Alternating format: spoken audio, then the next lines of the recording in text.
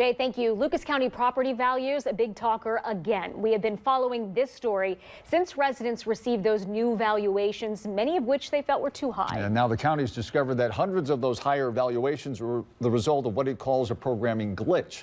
If you think your value was wrong, I-Team reporter Sean Haggerty is on your side tonight to tell you what you can do and do now. Sean?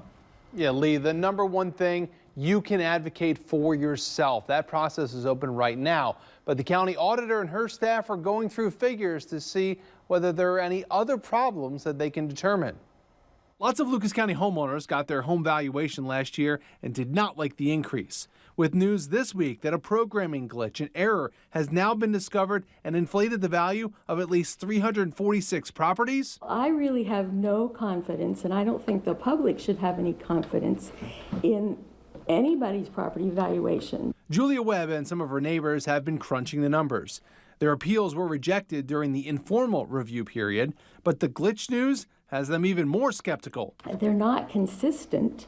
They haven't been consistently increased, and they're not consistent with fair market value. I think it's very concerning that there could be a programming glitch this large, because it's beyond our neighborhood. We are currently investigating other parcels that may have been affected. And so we will have that list done by, my investigation is going to conclude by the end of next week. Lucas County Auditor Katie Moline and her team are now looking through the numbers of other properties to see what else might be wrong.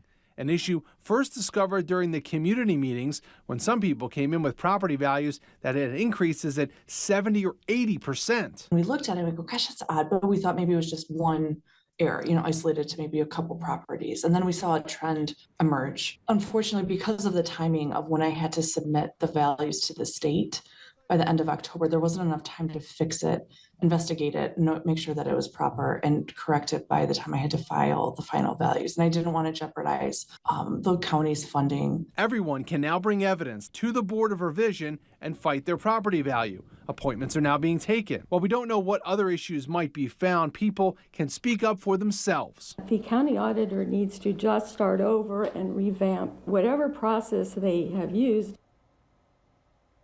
Now, that evidence you could bring to the Board of Revision, that should include things like comparable home sales.